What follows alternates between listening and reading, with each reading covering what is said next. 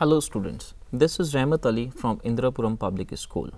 In the last session, we have learned about conductors, resistors, Ohm's law, combination of resistors, EMF of the cell, terminal potential difference and combination of cells. Today, in this session, we will learn about Kirchhof rules, meter bridge, potentiometer and certain applications of potentiometer. Kirchhof rules. As we know, Ohm's law is used for simple circuits.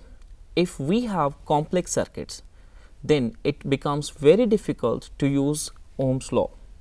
So, Kirchhoff proposed two rules to simplify the complicated circuits. The first law is known as junction rule. It says that algebraic sum of the current meeting at a junction is 0. Here is a diagram which shows that the current coming towards the junction O is I1 and I2 and current leaving from the junction is I3. So, I1 plus I2 minus I3 is equals to 0. This law is based on the law of conservation of charges and mathematically we can say summation of I equals to 0. As I have used the sign convention, which now I am going to repeat, that the current towards the junction is taken positive and away from the junction is negative. That is why in the previous diagram I have taken I1 and I2 to be positive and I3 to be negative. So, I said I1 plus I2 minus I3 equals to 0. Now, let us study the loop law. It says that in a closed loop, the algebraic sum of the potential drops is 0. This law is based on the law of conservation of energy. Again, there is a sign convention for this loop law. If the current is flowing from high potential to low potential, then the potential difference is decreasing. So, we take the potential difference to be negative. Whereas, if we are moving in a circuit from low point to high point, then we can say that we are moving in the increasing potential. So, the potential difference is to be taken positive. Now, we will study the Wheatstone bridge. If 4 resistors and the galvanometer are connected across a source of EMF forming a bridge, then the bridge is said to be balanced if the combined resistors are in proportion. Let us study the balanced condition of the bridge. Circuit for Wheatstone bridge. Let resistance P, Q, R and S are connected as shown in the diagram. A galvanometer capital G is connected across BD. A cell of EMF E is connected across AC. So, the current distribution is forming a bridge. If current from the cell is I, current through P is I1, then current through resistance R is I minus I1. If point B is at high potential, then current through the galvanometer is Ig as shown in the diagram. Then current through resistance Q is I1 minus Ig and current through the resistance S is I minus I1 plus Ig. Let us study the proof. For loop ABDA, I1 into P plus Ig into G minus I minus I1 into R equals to 0. For loop BCDB, I1 minus Ig into Q minus I minus I1 plus Ig into S minus Ig into G equals to 0. If the bridge is balanced, then Ig equals to 0. So, we get I1 into P minus I1 into R equals to 0. That means I1 into P equals to I minus I1 into R, equation number 1, and I1 into Q minus I minus I1 into S equals to 0. That means I1 into Q equals to I minus I1 into S. Divide equation number 2 by equation number 1, we get P upon Q equals to R upon S. Now, let us study the practical application of Wheatstone bridge. It is known as meter bridge. This is the diagram for the meter bridge. Here, this is the left gap and this is the right gap. In the left gap, we connect a known resistor R and an unknown resistance S is connected in the right gap. A jockey is connected at the central terminal with a galvanometer. We tap the jockey first at point A, then at point B. The galvanometer should show the deflection in the opposite sides. We move the jockey between A and B in such a way that we get a point where the galvanometer shows zero deflection. If the point P where the galvanometer shows zero deflection is at a distance L from the end A, then the length of AP is L and the length of BP will be 100 minus L. So, R upon S will be equals to L upon 100 minus L. Practically, we obtained the value of L and then we calculate the value of unknown resistance S. We can use the length of wire more than 1 meter. In that case, it will be called a bridge only instead of meter bridge. Potentiometer. Potentiometer consists of a long wire bent in the form of a wooden board as shown in the diagram. Point A of the potentiometer is connected to rheostat. Point B is connected to the positive terminal of the cell. If we have to measure potential difference across length Bj, where Bj is equals to length L, then potential difference V equals to K into L, where K is the potential gradient of the wire.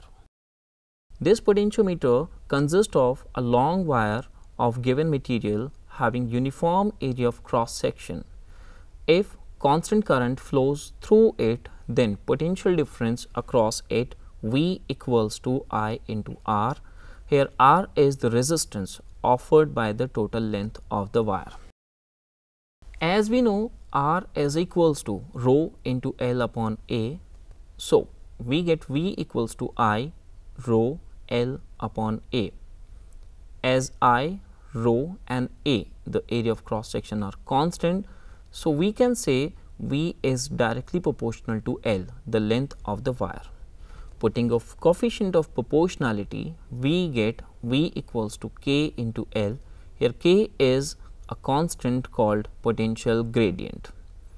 Its SI unit is volt per meter. If we calculate the value of K, then we can calculate the potential difference across any section of wire. We know the value of K and any cell is giving a null point across a length L, then the potential difference across the length L will be equals to V equals to K into L. Application of potentiometer. A potentiometer can be used to calculate EMF of a cell. Always remember, we cannot calculate EMF of the cell with the help of a voltmeter. The reason behind it is voltmeter draws some current for measuring the value, whereas potentiometer works on null deflection method. That means it does not draw any current from the cell. So, we measure EMF using the potentiometer, whereas we measure the terminal potential difference of the cell using a voltmeter. Here is a diagram for the situation. If EMF of the cell is balanced across the length L of the potentiometer, then E will be equals to K into L. Here K is the potential gradient of the cell. Now, to compare EMF of the two cells, this is the second application of the potentiometer. If two given cells are of EMF E1 and E2, the two cells are balanced across the length L1 and L2 respectively of the potentiometer when the respective keys are connected one by one, then E1 upon E2 will be equals to L1 upon L2. There is an experiment based on this particular situation in the physics lab. Comparison of EMF of two cells. Two cells of EMF E1 and E2 are connected at point B as shown in the diagram. Always remember, all the positive terminals of all the cells are connected at the same point. When key K1 is closed and key K2 is open, then null point is obtained at J1, say length Bj1 is equals to L1.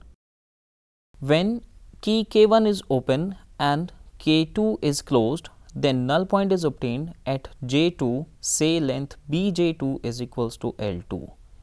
So, E1 is equals to KL1 and E2 is equals to KL2.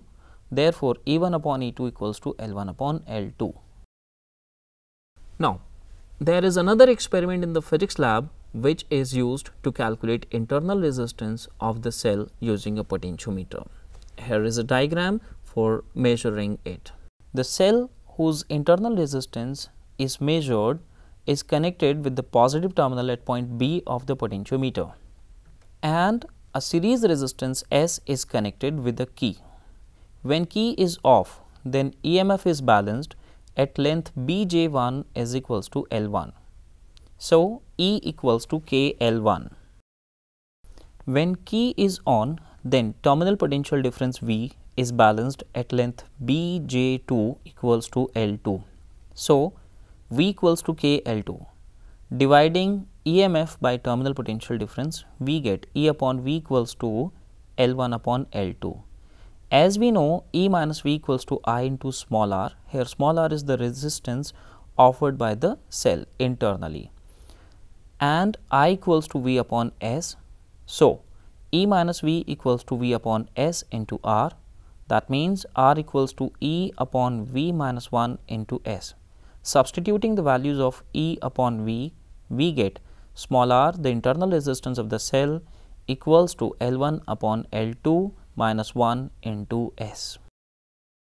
When key K is open, then EMF of the cell E is balanced across length L1 of the cell.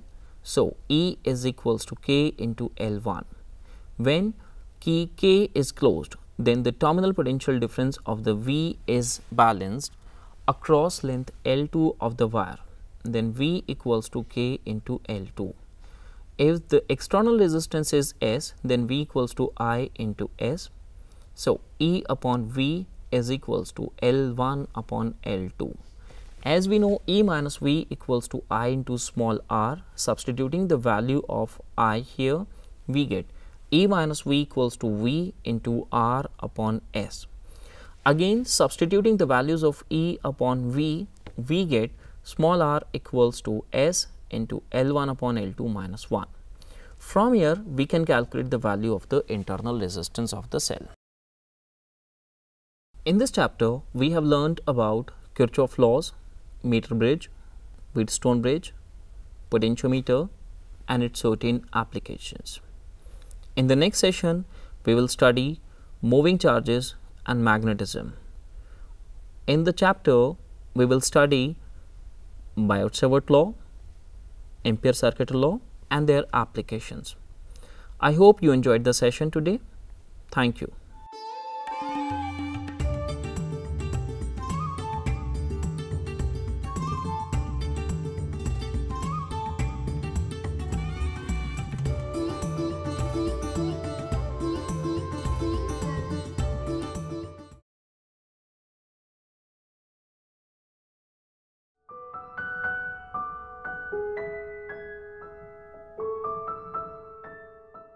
Adam Smith. Friends, now let us talk about one of the major economists in the world. Born in Kirkcaldy, a small industrial town in Scotland, Adam Smith was a leading figure of the Scottish Enlightenment, widely regarded as the father of modern economics. Contributing to the debates in the Scottish Enlightenment circles of the day, he began publishing treatises on various subjects of moral and political philosophy. His magnum opus, of course, is The Wealth of Nations, published in 1776. Published in 5 volumes, the book created quite a stir. It inquired into the nature and causes of national prosperity. Many of the subjects discussed in the book eventually laid the foundations of modern economic thought. One of the concepts discussed in the book is that of division of labor, and the second is that of the invisible hand. But how do these concepts lead to increase and prosperity of a nation? What is division of labor? Let us take the example of a shoe factory. Each of the 100 workers in the factory divides the task of making a shoe into first designing the shoe, cutting its sole, then stitching the upper body to the sole, and then cleaning, polishing, and packaging of the finished shoes. Smith argued that instead of this way of producing shoes, if only a specific task is given to a worker, it will increase the productivity. In other words, if one worker is given only one task, suppose of designing the shoe, and another one of only cutting the sole, and so on and so forth, then it will lead to more gains in production. The increase in productivity will be in the form of both the reduced time taken in production and in the production of more shoes. And the second concept that we will discuss is that of invisible hand. What did Adam Smith mean by the invisible hand? According to Smith, people, even when acting in their self-interest, can lead to achieving of gains for everyone. Let us take an example. In a market, there are 3 shopkeepers selling fruit. The first seller is selling his fruits for 55 rupees, and the second and the third sellers for 60 rupees. The second seller with a higher price will have to decrease his price if he wants the buyers to buy his fruit. Now, it is as if the invisible hand of the market will push the buyers towards the second seller. Let us take the case of the third seller. If the third seller wants the buyers to buy her product, she will have to reduce her price further down. This process will continue till all the sellers in the market are able to clear their stock of fruit. Now, even though each person was only acting in their own interest, the final outcome was in everyone's interest. Smith calls this the invisible hand of the market.